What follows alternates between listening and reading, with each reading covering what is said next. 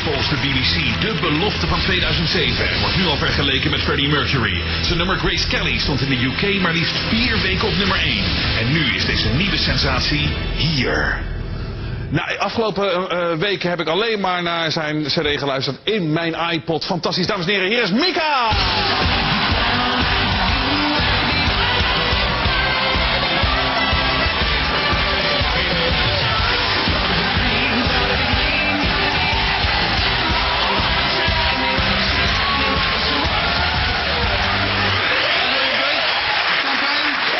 Thank you. It's not bad. Wow. Mika, thanks for coming on the show. Welcome. Cheers. You had a pretty rough day, apparently, today. You're stranded at the airport. Yeah, it just took a while. And then they got red paint all over all my bags as well. Over your bags? What did they do? Was it like a protest? I don't know. They were really heavy, so I think someone got really upset and just decided to throw red paint all over. I'm not kidding. Really? Yeah. That's great. Well, I gotta tell you, your song, Grace Kelly. Grace Kelly. Sure. Yeah, you me, know that, mine. You know that song. Yes, right. Yeah, got it. That's why we're familiar here. with it? It's #1 in the UK. Yeah. Yeah, you're familiar. I had it on my iPod. And I don't know what it is about that song. You have to explain this to me. It is, you know, as you guys say in English, it's camp as Christmas. In the States, they would say it is as gay as a $3 bill. Sure. But I absolutely fucking love it. Okay. It cheers me up. Thank you. It makes me feel good. It is great. I played it a couple of times tonight just for the audience to get familiarized with it. And I think it's fantastic. Thank you. Congratulations. It's weird that it makes everyone feel so happy because I wrote it when I was absolutely furious. I was absolutely. I wanted to die, and. Well, that's pretty furious. It's weird that when you're in the worst of moods, I don't know. I suppose it's a perfect example of passive aggression, really. Right. It brings out like a lot of creativity, doesn't it, for songwriters? Yeah. I mean, I was working with a music company in the UK, and I had just had a meeting with them that day, and they tried to kind of squeeze me, and they were basically like, you know, you've got to change, you've got to be far more commercial, or else we'll never work with you. So I went home and I was furious, and I was like, fine, you want me to be like David Gray or Robbie, I'll be like Grace Kelly instead. Let's see if you still want to sign me. And they didn't, and they never called me back.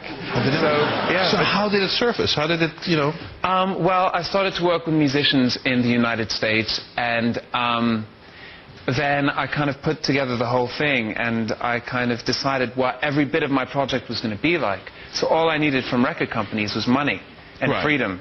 And luckily, I got the chance to get that. You know? And are you the type of artist who says, you know, record company, you know, you just cough up the cash, but no meddling, nothing, I just want to do my thing? Big time, yeah. Big time. I love that. I'm the worst example of that. That's fantastic. It actually is. I think it's really important because I had seen it happen to other friends of mine. You know, they got big deals and they got really excited, and then the record that they finally made was not the record. And they were sort of idolized, as in sort of, you know, to make it more, you know, popular. Yeah. X-Factorized. X-Factorized, something like that, yeah. So the song, explain to me, what is it really about? Because I've heard it a million times. Just because, you know, you listen to it early in the morning, it cheers you up, it picks you up, it gets you going.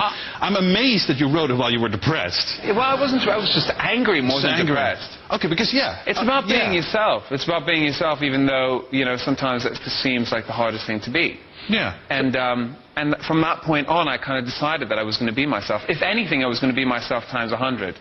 And it stood me in good stead, really. And now you mentioned it, sort of passive aggressiveness. You can hear it in the song. That's right, but it's positive. Yeah. You've got to be passive aggressive once in a while. That's very. But it takes 2.5 years to get your point across, but believe me, then it's worth it. That's worth it. So you're on top of the world now. Well, not quite. On top of parts of the world. Yeah. Where's the song successful? Because I was in South Africa 2 weeks ago. They played on the radio there. Are you serious? Yes. That's demented. That's so strange.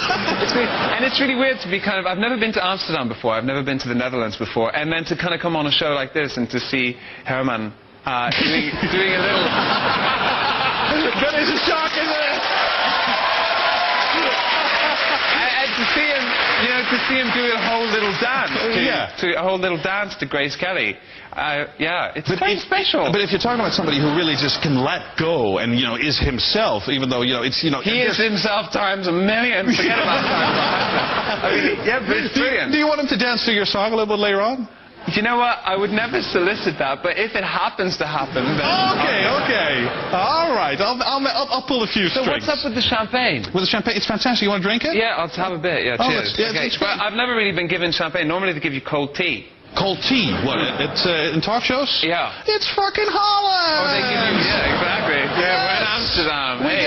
We get pissed on TV all the time.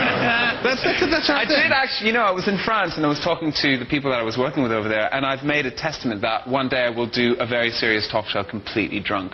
Ooh, that is great. Well, you've got to. It just gets so boring, you know. Well, Bonnie Sinclair just did Pauw en Witteman completely drunk, so... You know, it's true, Dutch artists, they get drunk. I've had many drunk. I've gotten... Well, you solicit it. What do you mean? I do. I got Westlife drunk on the show. Yeah, well, it's not very hard. They're Irish lads. Well, I mean, they really like it. I mean, they started burping and farting on the air. They really? Yeah. Well, I'm comparatively extremely boring. Well, no, I think you still tell funny stories. But are you followed around? Because, I mean, you're so huge in England right now. Do the paparazzi follow you around a lot? A little bit, yeah, but they have to know where I am. If they know where I am, like if I do radio or something at the beginning of the day, then they know where I am and they just kind of follow us around in the cars. It's very strange. There's so many more interesting things going on. But you do try to trick them nowadays, don't you? I heard you wear the same clothes every day. Yeah, I wear the same coat. Like Borat. Well, yeah, like Borat. Easy. Well, he was on the show like last year, but I mean, the guy, Ali G, or Sacha. Sacha Baron Cohen is his name. Yeah, he was on the show. He's fantastic. He's brilliant. He literally wears that same suit, you know, with every appearance. Well, they always say, like, cheesy documentary producers, like, they always use the same clothes because it's cheap, and then they can kind of film for like 2 months and cut it all together. It looks like it's all been done in one day. In one day. Yeah. Okay. So is that anyway, yeah, I wear the annoying? same coat. I wear the same coat because then it doesn't appear in trashy magazines again. This is fly. Yes, fly. It's got to be your moose. I don't know what. But what was that not mean? Excuse me, you're one to pick.